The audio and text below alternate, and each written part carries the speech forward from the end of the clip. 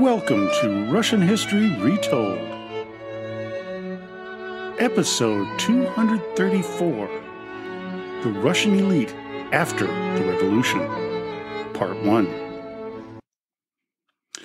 Last time, I shared my interview with William Clark of Grey Histories about Catherine the Great. 2 episodes back, though, we finished the 5-part series on the tumultuous year of 1917. Today, we cover an aspect of the aftermath of the Russian Revolution with the topic of what happened to the Russian elite. Today's episode will focus on those who left Russia after the revolution.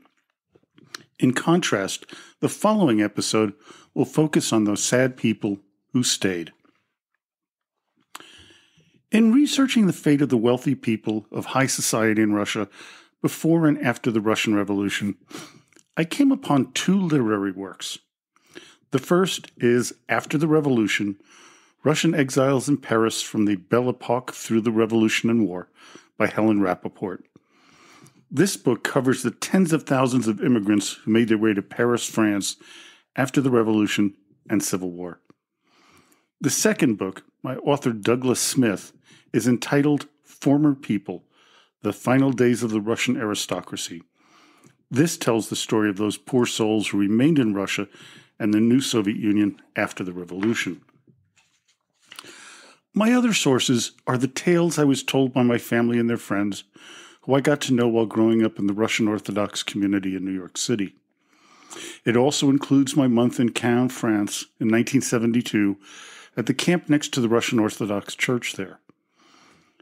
And there, I met a wide array of children of Russian émigrés from all over Europe, as well as some of those who made it out of Russia with some of their wealth intact. Before we get into the aftermath of the revolution, it is essential to know a little bit about the Russian aristocracy and why the Bolsheviks, and for that matter, most average Russians at the time, detested them. As the grandson of one of those aristocratic families, it took quite a bit for me to come to the grips with their incredible wealth, which they lost all in World War II, and their views of the ordinary Russian. There was a bit of a, disconnect between those with more money than they knew how to spend, as you shall see, and the abject poverty of most of their fellow citizens. The Russian nobility class had its start in the 14th century, after the Mongol invasion, and shortly before the yoke had been overthrown. The Russian word for nobility, dvoryanstvo, derives from Slavonic dvor, meaning the court of a prince or duke or knyaz, and later of the Tsar or emperor. By 1914, there were about 1.9 million members of the nobility class in Russia, representing a little more than 1% of the population. My mother was born in Belgrade, Yugoslavia in the early 1920s. Her family was exceedingly wealthy. She lived in a large mansion with marble staircases and a bevy of servants to take care of her every want and need. Unfortunately, her father, my grandfather, died when she was 3 years old when he passed a kidney stone while demonstrating how to defuse a hand grenade. Talk about bad timing. She, her 2 siblings, and her mother would then come under the care of her godfather. He was also a very wealthy man. Their life of privilege, though, would abruptly halt with the German invasion of Yugoslavia on April 6, 1941, which led to their total surrender on April 18th. My mother's family would lose everything, just like so many of the others would lose after the revolution. She was 18 and would lose her sister to Auschwitz. Her brother would be considered killed in action fighting the Soviets in Ukraine. He was not. I found his obituary online a few years ago. He would live until 2002, and my mother would never know that as she passed away in 2011. The story will not be the only tragic one we will encounter in the next 2 episodes. In fact, most are far worse than my family's. Heading away from my family into Paris before the revolution, I'd like to share some facts and tidbits about the type of wealth, debauchery, and lavish lifestyles the Russian aristocracy lived. Most of this comes from Helen Rappaport's book, After the Romanovs. The love of everything French was a very aristocratic Russian phenomenon. It began with Peter the Great's visit to Paris in 1717 and culminated in Tsar Alexander I's entrance into the City of Lights in 1814, following the defeat of Napoleon Bonaparte's Grande Armée. Many of the Russian nobility thought that the Russian language itself was a bit barbaric, but that French was cultured and sophisticated. My mother would push French on me from second grade through my senior year in high school, even though I lived in a Hispanic neighborhood and despite my abysmal grades. Today I speak German, some Russian, and almost no French. So much for 10 years of public school education. The Crimean War of 1853 to 56 would dampen relations between Russia and France, but that would recover rapidly in the 1860s. Then, in 1867, the Exposition Universelle would bring over 20,000 Russians to Paris. It would become the aristocracy's favorite vacation spot, so much so that Tsar Alexander II helped pay for and build a new Russian Orthodox church in Paris, known as the Alexander Nevsky Cathedral. With the arch-conservative Tsar Alexander III's ascension as 1881, the many Grand Dukes of Russia, themselves Romanovs, would need to find a place to let their hair down. Paris was their destination of choice. These ridiculously wealthy men would carouse in Montmartre, hanging out with actresses and prostitutes. One example is Grand Duke Alexis, the son of Alexander II and brother of Vladimir and Paul. He would be the admiral of the fleet in the Russo-Japanese War, which showed his utter incompetence. There was also talk of his stealing money from the imperial fleet to pay for his lavish lifestyle. As Rappaport points out, quote, "The ladies of Paris cost Russia at least a battleship a year."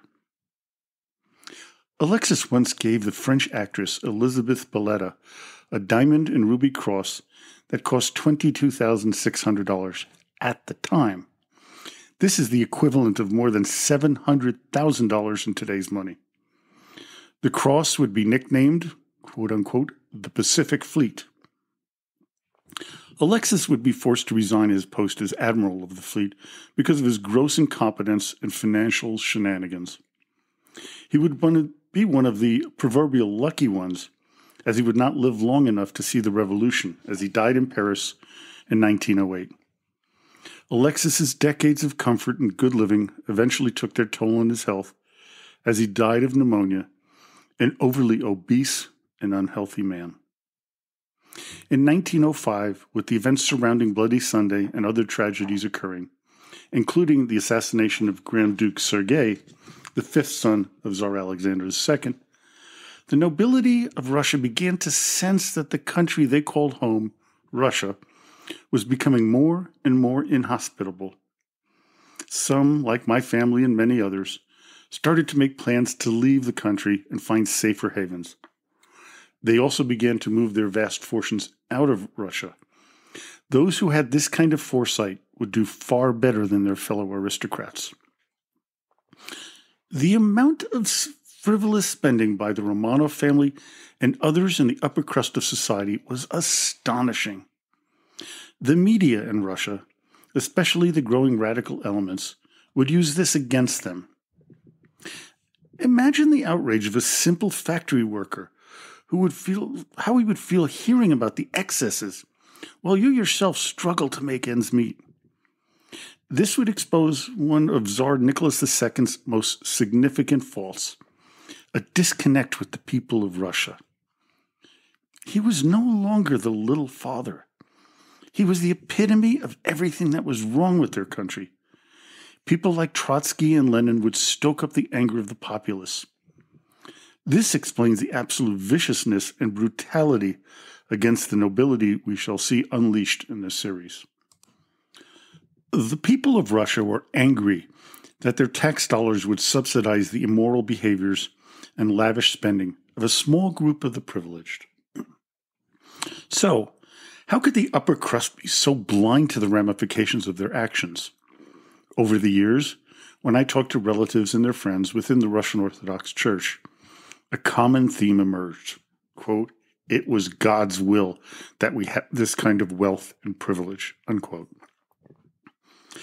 They truly believed that they were better mannered, better educated, and better at supporting the church, both financially and spiritually. The fact that their manners and education were due to their financial status was irrelevant to their way of thinking. They truly believed they were superior. And I can't say I see much of a difference with some of the wealthy people of today. The repercussions should be evident to everyone. The era of opulence in Paris was known as the Belle Epoque.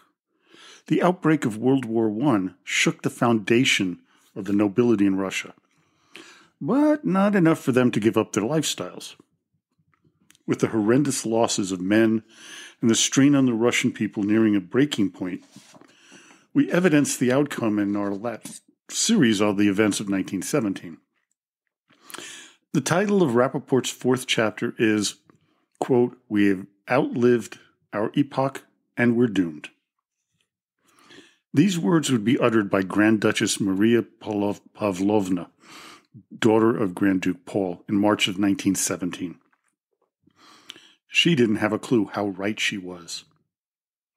In 1917, the provisional government began to take the palaces and many of its trappings of wealth and excess away from many of the aristocrats, especially in the newly renamed Petrograd and in Moscow.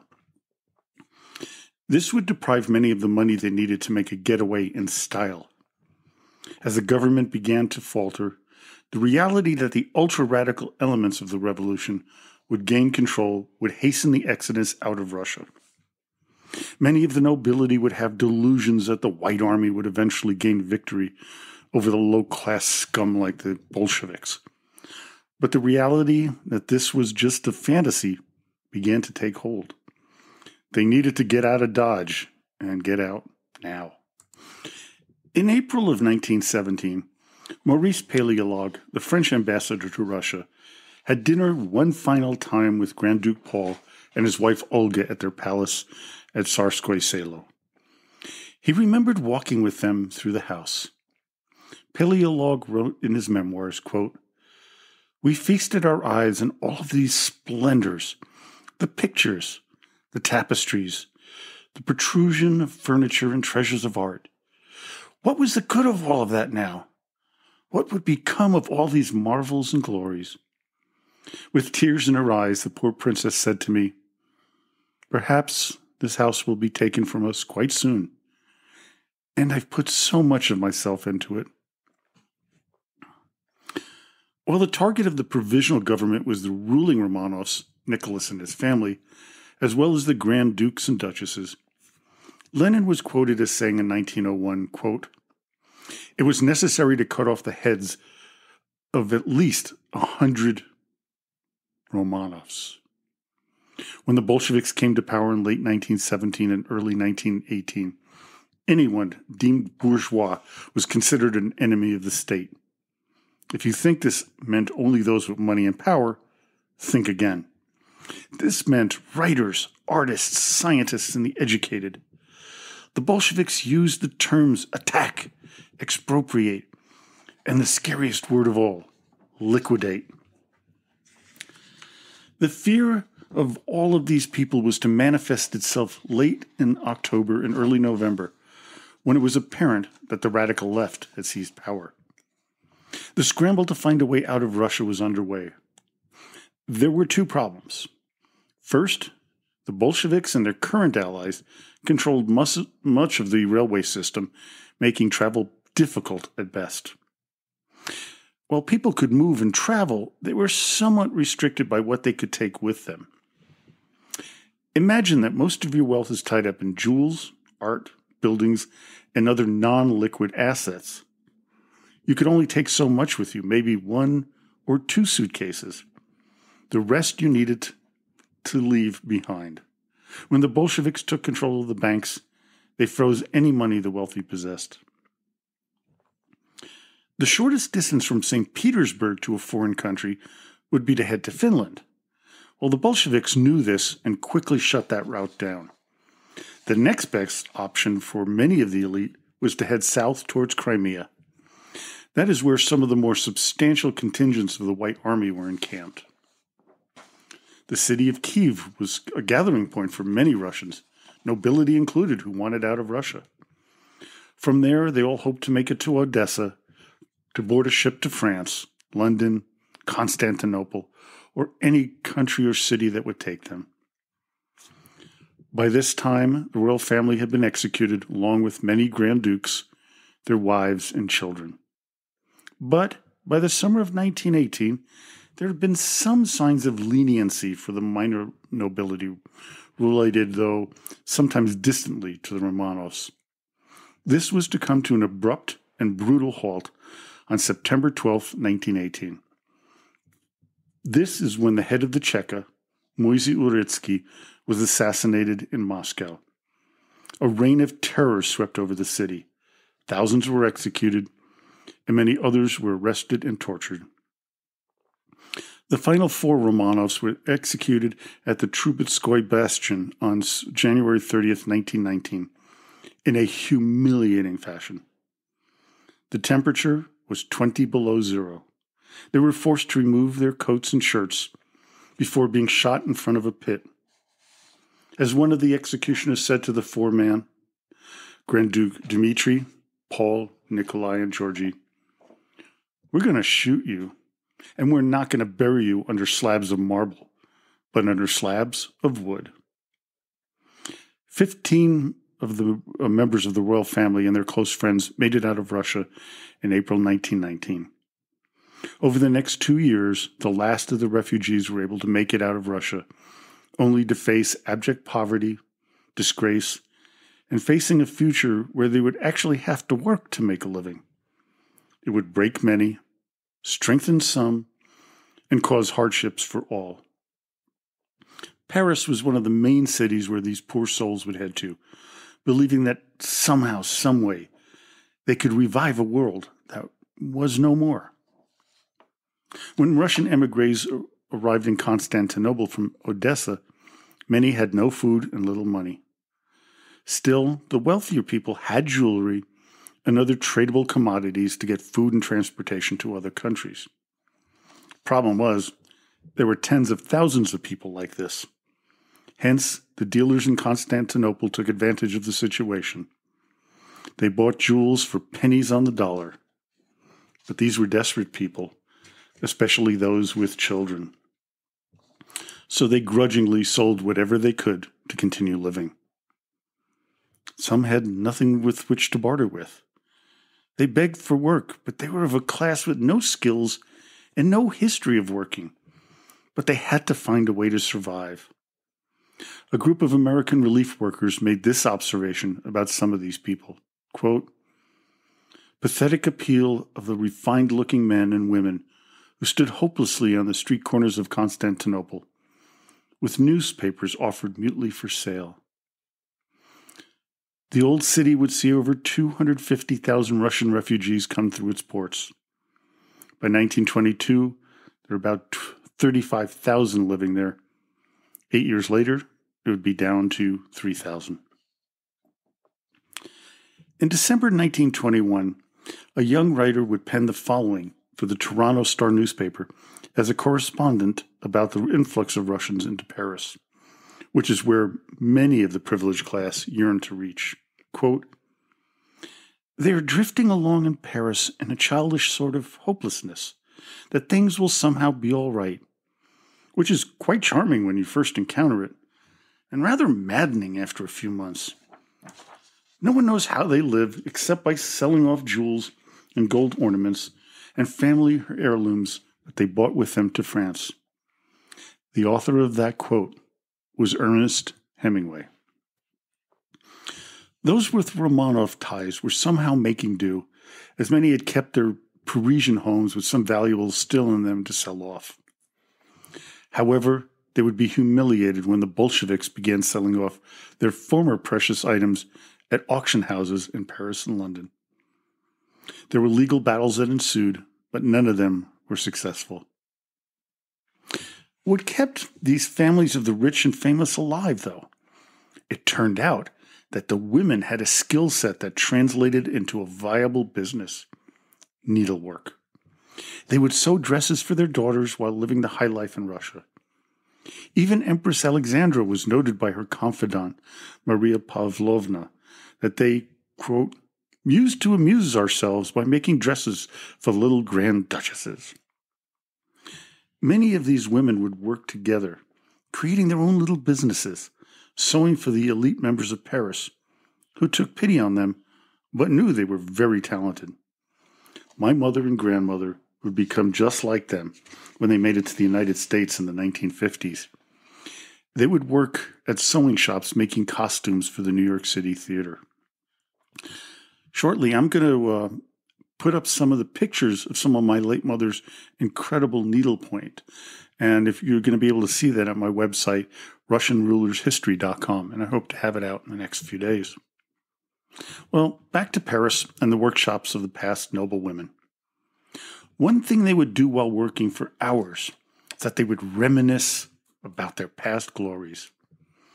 As Maria Pavlovna wrote, quote, "The past was like a dusty diamond, which we held to the light in the hope of seeing the sun's rays play through it. We spoke of the past. We looked back at it.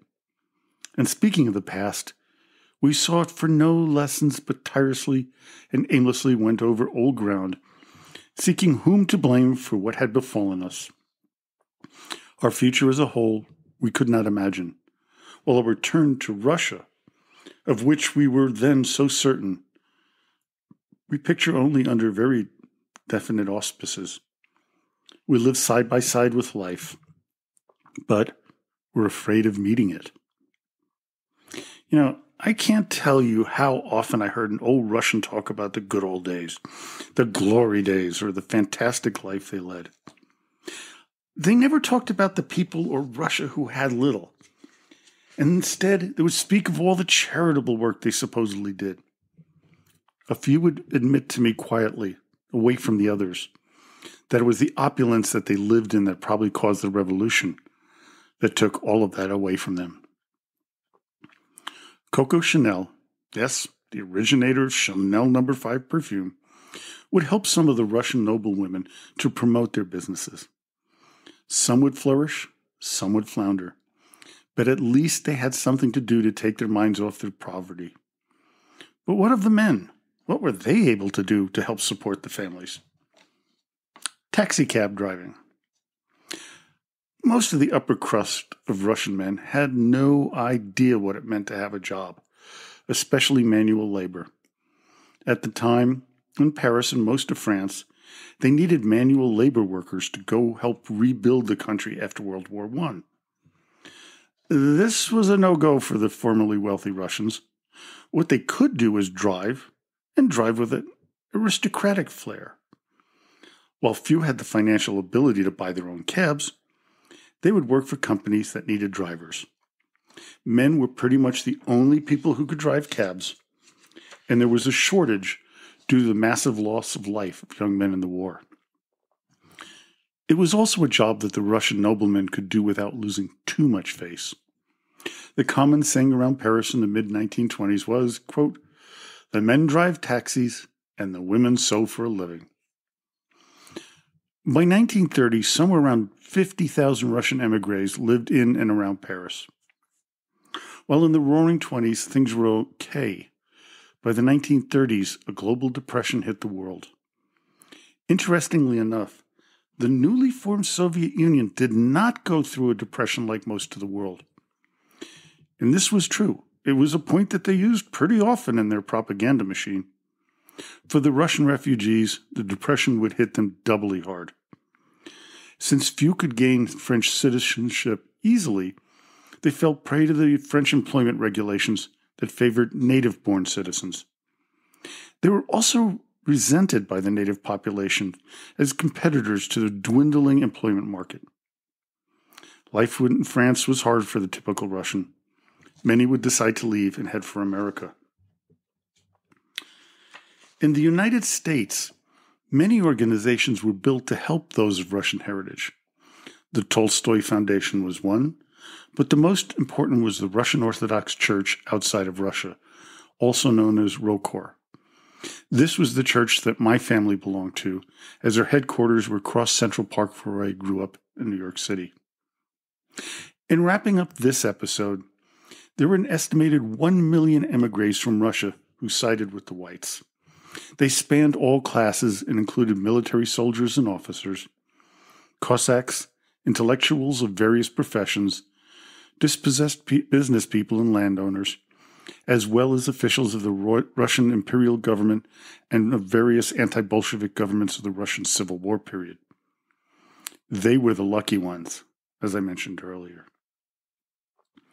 Join me next time when we wrap up the series with the fates of those who either decided to remain on their own volition or those who simply could not get out. It is a harrowing tale. So until next time, до свидания и спасибо большое.